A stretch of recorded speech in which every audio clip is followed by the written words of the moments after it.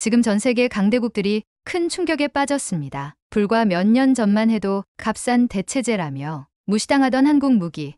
그런데 지금은 강대국들조차 먼저 줄 서 한국 무기를 찾고 있습니다. 세계 최강대국 미국의 자존심이 무너지는 순간 그 현장을 목격한 단 한 명의 여성. 미 국방부 고위 관료 에밀리 워커가 서울 출장에서 마주한 충격적 진실. 폴란드, 이집트, 호주, 심지어 사우디아라비아까지 독일과 미국이 수십 년간 독점해온 무기 시장이 뒤흔들리고 있습니다. 어떻게 한국이 미국의 독주 체제를 무너뜨렸을까요? 그 비밀이 지금 밝혀집니다. 그 전에 1초면 누를 수 있는 구독과 좋아요 눌러주시면 영상 제작에 큰 힘이 됩니다. 저는 항상 숫자와 그래프를 믿었습니다. 에밀리 워커 미 국방부 방산조달분석실 고위 관료로서 데이터는 제 세계의 기반이죠. 하지만 그날 나토 군수회의에서 본 그래프는 제 확신을 무너뜨렸어요. 이게 맞습니까? 미국 무기 수출이 지난 분기 대비 18% 감소했다고요? 회의실에 침묵이 내려앉았습니다. 프로젝터 화면에는 빨간색으로 추락하는 그래프가 선명했죠. 저는 안경을 고쳤으며 자료를 더 자세히 살펴봤어요. 이유가 있을 거라고 생각했습니다. 항상 그랬으니까요. 폴란드의 경우 원래 예정된 F-16 글록 79매 대신 FA-50 경공격기로 전환했습니다. 발표자의 말에 저는 펜을 놓았어요. FA-50 한국 항공기였죠. 동맹국들이 미국 대신 한국 무기를 선택한다니. 어떻게 이런 일이 가능할까요? 사우디아라비아와 호주도 마찬가지입니다. K9 자주포와 한국산 장갑 차량으로 전환했습니다. 회의실 공기가 무거워졌습니다. 동료들의 표정에서 당혹감이 역력했죠. 저는 머릿속으로 빠르게 계산했어요. 이건 단순한 일시적 현상이 아니었습니다. 패턴이 있었어요. 대체제일 뿐이던 한국이 왜? 제 목소리가 회의실에 울렸죠. 진심으로 궁금했습니다. 한국은 항상 저가 대체제로 여겨졌어요. 미국의 기술을 따라하는 국가로만 봤던 겁니다. 회의가 끝나고 사무실로 돌아와 자료를 더 깊이 분석했어요. 사실 징후는 이미 오래전부터 있었습니다. 단지 우리가 무시했을 뿐이죠. 한국의 방산 수출이 지난 5년간 매년 두 자릿수 성장세를 보인 건 우연이 아니었어요. 그날 밤 결심했습니다. 직접 가봐야 했어요. 존, 서울로 출장을 갈 겁니다. 상관은 놀란 눈으로 저를 쳐다봤죠. 서울이요? 왜죠? 우리는 항상 다른 나라에 사람을 보내 정보를 수집했잖아요. 이번은 달라요. 직접 보고 판단해야 합니다. 우리가 놓치고 있는 게 있어요. 그의 표정에서 의구심이 읽혔습니다. 그도 그럴 것이 미국 국방부 고위 관료가 한국 무기를 조사하러 간다는 건 전례 없는 일이었으니까요. 하지만 저는 확신했어요. 이 문제는 단순한 시장 변동이 아니었습니다. 뭔가 근본적인 변화가 일어나고 있었죠. 비행기표를 예약하면서 제 마음은 복잡했어요. 미국인으로서 특히 국방부 관료로서 가지고 있던 은근한 우월감이 도전받는 기분이었습니다. 미국이 최고라는 신념은 제 정체성의 일부였죠. 그런데 그 신념이 흔들리기 시작했어요. 서울행 비행기를 타기 전 마지막으로 데이터를 검토했습니다. 이제는 단순한 숫자가 아니었어요. 각 그래프 뒤에는 우리가 놓친 이야기가 있었죠. 그리고 저는 그 이야기를 찾으러 가는 겁니다. 인천공항에 발을 딛는 순간 이미 뭔가 달랐습니다. 저를 맞이한 한국군 소령 박지원은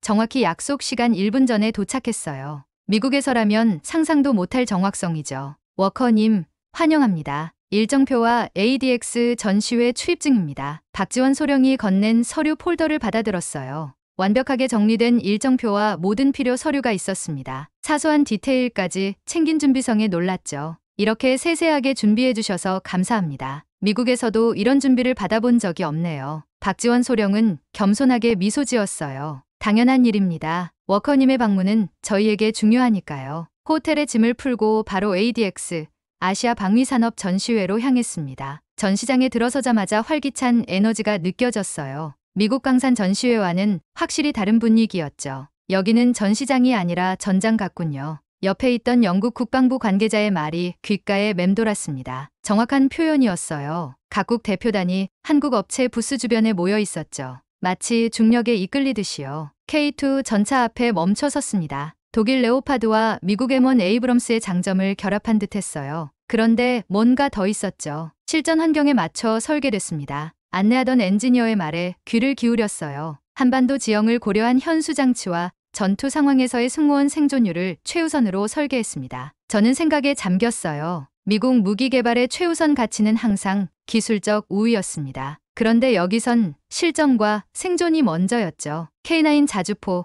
FA-50 경공격기, 그리고 KF-21 전투기까지 살펴봤어요. 각 무기 체계마다 같은 철학이 느껴졌습니다. 실전에서 작동하는 무기, 단순하지만 강력한 원칙이었죠. 폴란드는 왜 FA-50을 선택했습니까? 폴란드 대표단 일원에게 물었어요. 납기일과 실전 적용 가능성 때문입니다. 미국의 F-16은 우수하지만 언제 받을 수 있을지 불확실했죠. FA-50은 지금 필요한 모든 요구사항을 충족하면서 1년 내에 배치 가능했습니다. 그 대답은 제게 충격이었어요. 우리는 항상 최고의 기술을 팔았지만 실제 고객이 원하는 건 필요할 때 사용할 수 있는 무기였습니다. 전시장을 둘러보며 노트에 계속 메모했어요. 각국 고위 관계자들이 한국 기업과 진지한 대화를 나누는 모습, 계약서에 서명하는 장면들. 이건 단순한 관심이 아니었습니다. 패러다임 전환이었죠. 저녁에 호텔로 돌아와 노트북을 펼쳤어요. 미 국방부 내부 시스템에 접속해 한국 방산 기업에 대한 정보를 찾았습니다. 놀랍게도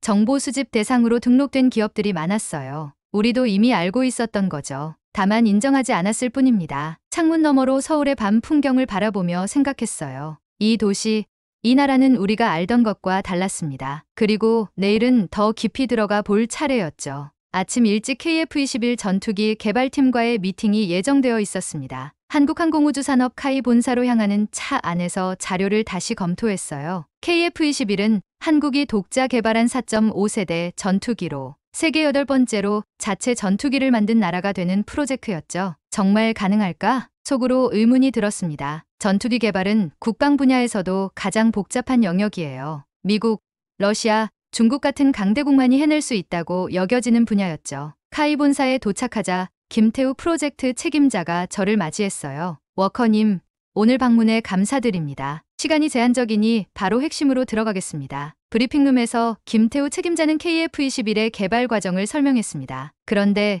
제가 예상한 기술적 자랑이 아니었어요. 우리는 실전 중심 설계 철학을 따릅니다. 파일럿이 생존하고 임무를 완수하는 데 필요한 모든 것에 집중했죠. 스크린에는 전투 시나리오별 시뮬레이션 결과가 나타났어요. 그들은 가상의 덕기가 아닌 실제 주변국 전투기들과의 교전을 상정하고 설계했습니다. 이 부분이 미국과 다른 점입니다. 우리에게 전투기는 실험실 프로젝트가 아니에요. 내일 당장 싸워야 할지도 모르는 현실적 도구죠. 김태우의 말에 깊은 인상을 받았습니다. 그의 눈에서 절박함과 자신감이 동시에 읽혔어요. FA-50의 경우 실전 피드백을 어떻게 받나요? 제 질문에 김태우는 미소를 지었죠. 좋은 질문입니다. 저희는 수출국과 운영 데이터 공유 협약을 맺습니다. 그들의 실전 경험이 다음 업데이트에 반영되죠. 예를 들어 필리핀 공군이 FA-50으로 대테러 작전을 수행한 후 개선점을 제안했고 우리는 3개월 만에 소프트웨어 업데이트를 제공했습니다. 이건 미국 방식과 완전히 달랐어요. 우리는 수년에 걸친 테스트와 관료적 절차를 거쳐 업데이트를 진행했습니다. 한국은 마치 실리콘밸리 스타트업처럼 빠르게 움직였죠. 오후에는 호주 국방부 담당자 마크 존슨과 만났어요. 마크는 호주와 한국 간의 방산 계약서를 보여주었습니다. 이거 보세요. 현지 생산과 기술 이전이 기본 패키지에 포함되어 있어요. 미국과 달리 추가 협상 없이요. 계약서를 살펴보니 놀라운 점이 많았습니다. 호주의 생산 라인을 설립하고 핵심 기술을 이전하며 현지 인력 교육까지 제공하는 내용이었어요. 이게 가능합니까? 기술 보호에 대한 우려는 없나요? 마크는 웃으며 대답했죠. 그들의 접근 방식은 달라요. 무기를 팔아서 돈 버는 게 아니라 파트너를 얻는다고 합니다. 그들에게 중요한 건 장기적 관계예요. 호텔로 돌아오는 길에 생각이 많아졌어요. 우리는 항상 기술 보호를 최우선으로 여겼습니다. 동맹국에게도 핵심 기술은 공유하지 않았죠. 그런데 한국은 파트너십을 통해 시장을 확장하고 있었어요. 우리도 이 방식을 배워야 하지 않을까? 처음으로 드는 생각이었습니다. 미국 강산의 접근법에 대한 근본적인 의문이 제 마음속에 자리 잡기 시작했어요. 호텔 방에서 노트북을 펼쳤습니다. 20년 전 자료를 찾아보았어요. 1990년대 말 한국이 미국의 F-16 기술 이전을 요청했던 회의록이었죠. 요청 거부됨. 핵심 기술 보호 정책에 따라 짧은 한 줄이 제 눈에 들어왔습니다. 당시 한국은 전투기 기술을 배우려 했고 우리는 거절했어요. 그들이 자체 개발에 나선 건 어쩌면 필연이었는지도 모르겠습니다. 창밖으로 서울의 밤 풍경이 펼쳐졌어요. 빛나는 고층 빌딩들,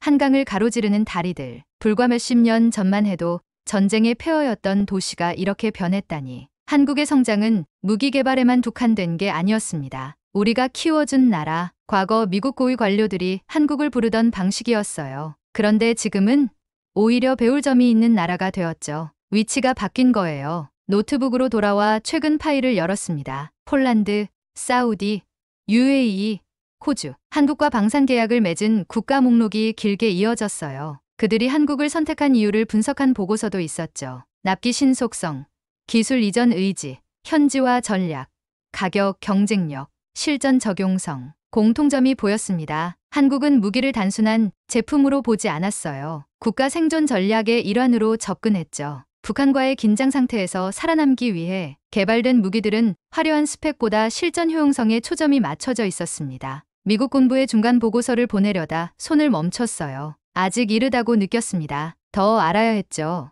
노트에 질문 목록을 작성했어요. 한국은 어떻게 기술 격차를 극복했는가? 실전 중심 접근법의 구체적 사례는? 미국 무기와의 직접 비교해서 장단점은? 다음날 일정을 확인했습니다. 한국방산개발사 부사장과의 인터뷰가 예정되어 있었어요. 그가 제 질문에 답을 줄 수 있을까요? 침대에 누워 생각했습니다. 제가 알던 세계관이 흔들리고 있었어요. 미국이 항상 최고라는 확신, 우리 방식이 최선이라는 믿음. 그런데 서울에서의 경험은 다른 가능성을 보여주고 있었죠. 객관적으로 봐야 해. 감정이 아닌 사실에 집중해. 스스로에게 다짐했지만 내심 불안했어요. 만약 제가 미국 방산의 약점을 발견한다면 그 보고서는 어떤 파장을 일으킬까요? 개인적으로도 제 경력에 어떤 영향을 미칠지 걱정됐습니다. 하지만 분석가로서의 직업 윤리가 있었어요. 진실을 찾아 보고하는 것. 그게 제 임무였죠. 아침에 일어나 이메일을 확인했습니다. 제 심장이 빠르게 뛰기 시작했어요.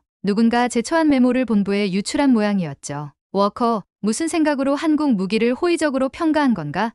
즉시 설명하라. 존 햄프턴 국방차관보의 메일이었어요. 그리고 그 아래로 여러 고위 장성들의 답장이 이어졌습니다. 한국은 여전히 저가 대체제일 뿐이다. 기술적 우위는 여전히 미국이 압도적이다. 단기적 시장 변동에 지나치게 반응하지 말라. 비난의 목소리가 대부분이었어요. 하지만 몇몇은 다른 의견도 있었습니다. 워커의 관찰을 무시하지 말자. 실제로 폴란드와 UAE의 선택은 우리에게 경고 신호다. 두 진영으로 나뉘어 논쟁이 벌어지고 있었죠. 제 메모가 불붙이는 역할을 한 셈이에요. 답장을 쓰려다 멈췄습니다. 감정적으로 대응하면 안 됐어요. 숨을 깊게 들이마시고 차분히 생각했습니다. 존 차관보님, 현장 조사가 진행 중입니다. 최종 보고서는 모든 데이터를 수집한 후 제출하겠습니다. 현 단계에서의 판단은 이릅니다. 전송 버튼을 누르고 복잡한 감정에 휩싸였어요. 제 경력이 위험해질 수도 있었습니다. 하지만 후퇴할 수는 없었어요. 이미 너무 많은 것을 보았으니까요. 그날 오후 한국 방산 업체를 방문했습니다. 갑작스러운 방문이었지만 한국 측은 완벽히 준비된 모습이었어요. 워커님, 저희 생산 라인을 보여드리겠습니다. 공장 투어 중 특히 눈길을 끈 건 품질 관리 시스템이었어요. 모든 부품에 QR코드가 부착되어 생산부터 조립, 테스트까지 전 과정을 추적할 수 있었습니다. 각 무기 시스템은 실전 환경을 재현한 두 칸 테스트를 거칩니다. 영하 30도에서 영상 50도까지 모래 폭풍과 폭우 속에서도 작동해야 합니다. 품질 관리자의 설명에 고개를 끄덕였어요. 미국 무기도 엄격한 테스트를 거치지만 여기서는 그 과정이 더 투명하고 체계적이었습니다. 우리 고객들은 무기뿐 아니라 신뢰를 구매합니다. 이 말이 깊은 인상을 남겼어요. 저도 모르게 중얼거렸습니다. 우린 무기를 팔지만 한국은 신뢰를 파는군요. 호텔로 돌아와 새 이메일을 발견했습니다. 본부에서 제게 귀국을 종용하고 있었어요. 한국 무기 실사 보고서 작성을 중단하라는 압력이었죠. 하지만 포기할 수 없었습니다. 이건 단순한 시장 분석이 아니었어요.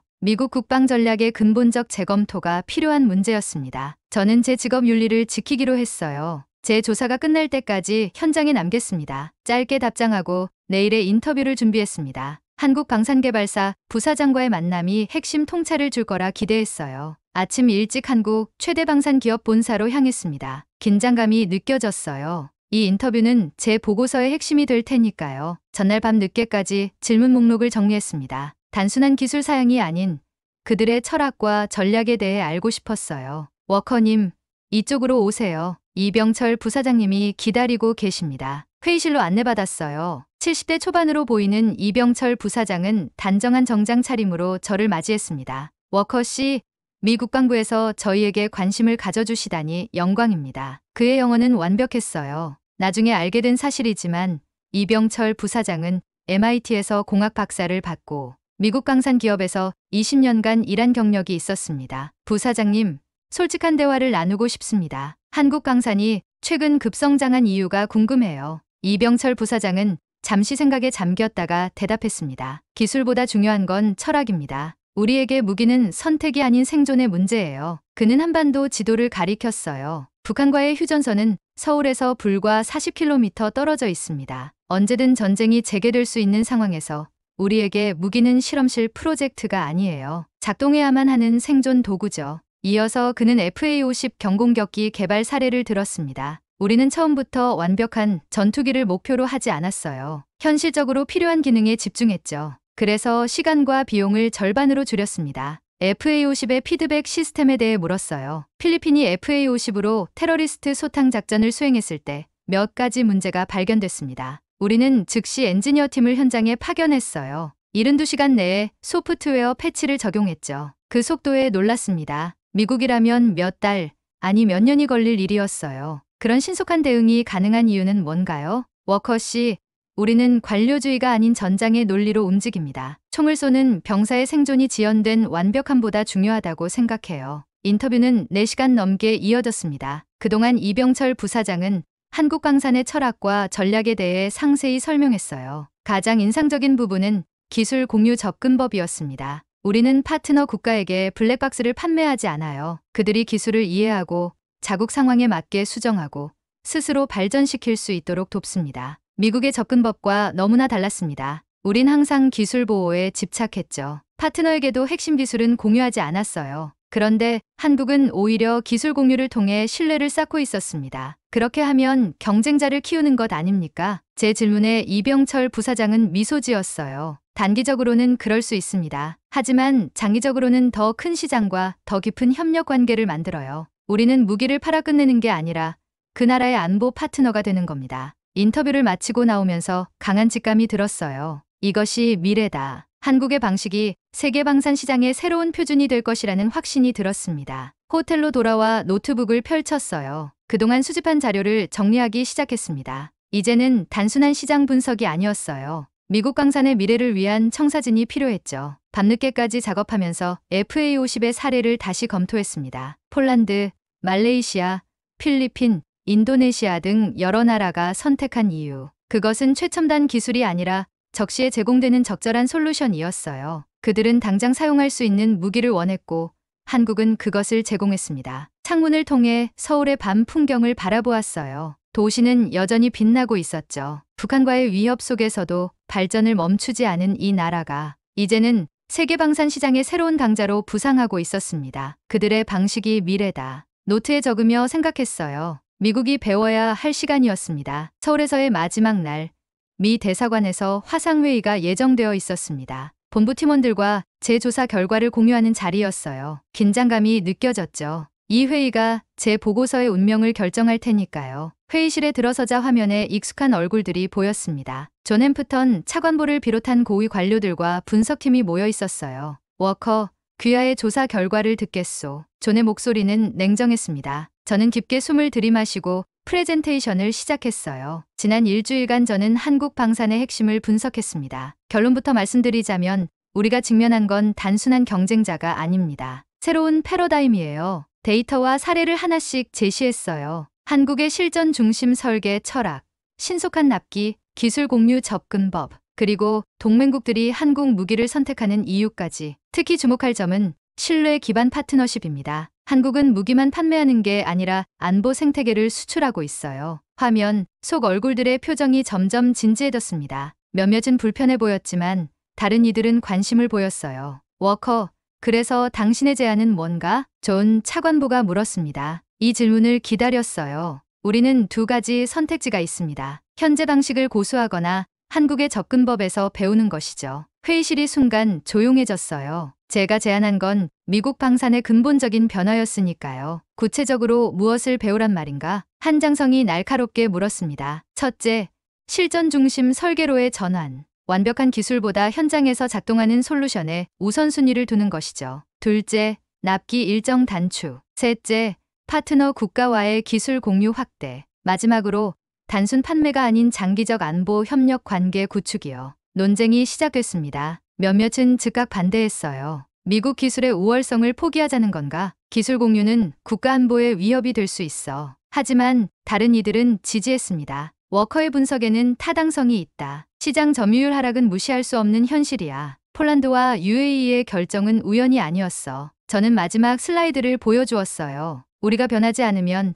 5년 내에 주요 동맹국 절반이 방산 파트너를 한국으로 전환할 것입니다. 이건 단순한 예측이 아니라 현재 진행 중인 협상 데이터에 기반한 분석이에요. 침묵이 흘렀습니다. 모두가 의미를 곱씹고 있었죠. 지금 배우지 않으면 우리는 늦습니다. 이건 단순한 시장 점유율의 문제가 아니에요. 미국의 글로벌 영향력과 직결되는 문제입니다. 제 마지막 말에 존 차관보가 천천히 고개를 끄덕였어요. 워커, 귀국 후 상세 보고서를 제출하게. 국방장관에게 직접 보고할 예정이네. 회의가 끝나고 한숨을 돌렸습니다. 첫 발을 내디뎠어요. 하지만 이건 시작에 불과했죠. 앞으로 더 큰 싸움이 기다리고 있을 겁니다. 호텔로 돌아와 짐을 꾸리며 서울에서의 일주일을 돌아봤어요. 이 경험이 제 인생과 경력을 완전히 바꿔놓았습니다. 이제 저는 변화의 전달자가 되어야 했어요. 워싱턴 DC로 돌아온 지 2주가 지났습니다. 그동안 저는 사무실에 거의 살다시피 했어요. 서울에서 수집한 모든 데이터, 인터뷰,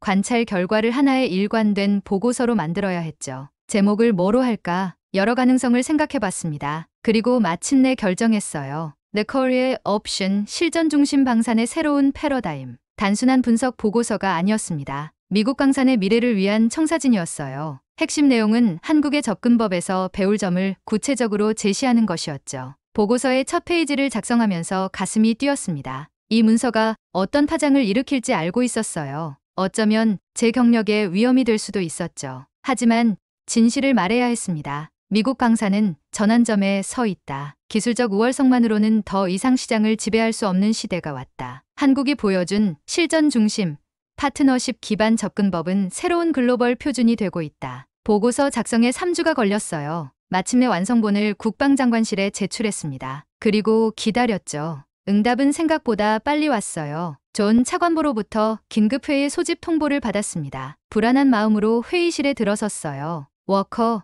축하하네. 존의 표정은 심각했지만 목소리는 따뜻했습니다. 장관님이 당신의 보고서를 매우 인상적으로 보셨어. 사실 너무 인상적이어서 새로운 태스크포스 팀을 구성하기로 했지. 방산혁신 이니셔티브라고 부르게 될 거야. 놀라움을 감출 수 없었어요. 태스크포스의 임무는 당신 보고서에 제시된 권고안을 실행에 옮기는 것이네. 그리고 당신이 팀을 이끌게 될 거야. 그 순간 모든 불안과 걱정이 날아갔습니다. 제 보고서가 단순한 종이에 그치지 않고 실제 변화를 이끌어낼 기회를 얻은 거였어요. 몇 주 후 저는 다시 서울행 비행기에 올랐습니다. 이번에는 혼자가 아니었어요. 신설된 태스크포스 팀 5명과 함께였죠. 우리의 임무는 한국 방산과의 협력, 프레임워크를 구축하는 것이었습니다. 인천공항에 도착하자 익숙한 얼굴이 보였어요. 이병철 부사장이었습니다. 워커 씨, 다시 만나게 되어 기쁩니다. 이번에는 미국 팀과 함께 오셨군요. 악수를 나누며 웃음을 교환했습니다. 불과 몇 달 전만 해도 상상할 수 없었던 장면이었어요. 부사장님,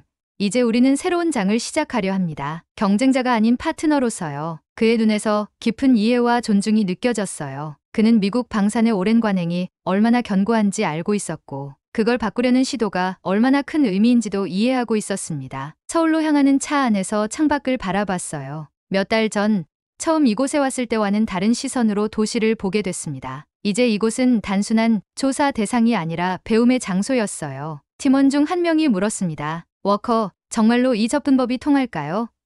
70년간 이어온 미국 방산의 방식을 바꾸는 건 쉽지 않을 텐데요. 질문에 잠시 생각했어요. 쉽지 않은 여정이 될 것임을 알고 있었습니다. 하지만 확신이 있었죠. 변화는 항상 어렵습니다. 하지만 이건 시작일 뿐이에요. 우리가 첫 번째 발걸음을 내딛는 거죠. 차창 너머로 서울의 스카이라인이 펼쳐졌습니다. 이 도시, 이 나라가 세계 방산의 미래를 바꾸고 있었어요. 그리고 저는 그 변화의 일부가 되고 있었습니다. 미 국방부 전략팀 교과서에 The Career Option이 독립 섹션으로 들어갔습니다. 한국 방산의 접근법이 세계의 패러다임을 바꾸고 있다는 공식적 인정이에요. 제 말에 이병철 부사장은 미소 지었죠. 워커 씨, 우리는 단지 생존하기 위해 이 길을 걸었을 뿐입니다. 하지만 그 여정이 다른 이들에게도 가치가 있다면 함께 나누는 것이 우리의 철학이죠. 서울의 밤이 깊어갔습니다. 내일부터 새로운 협력의 시대가 시작될 거예요. 미국과 한국, 두 나라가 경쟁자가 아닌 파트너로서 세계 안보에 기여하는 시대. 그 첫 페이지를 쓰는 일원이 된 것이 자랑스러웠습니다. 이건 끝이 아니라 시작이다. 마음속으로 다짐했어요.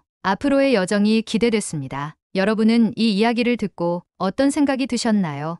여러분의 생각을 아래에 댓글에 남겨주세요. 그리고 감동적인 사연을 주변 사람들과 공유하고 함께 이야기 나눠보세요. 마지막으로 1초밖에 걸리지 않는 구독과 좋아요, 알림 설정은 영상 제작에 큰 힘이 됩니다.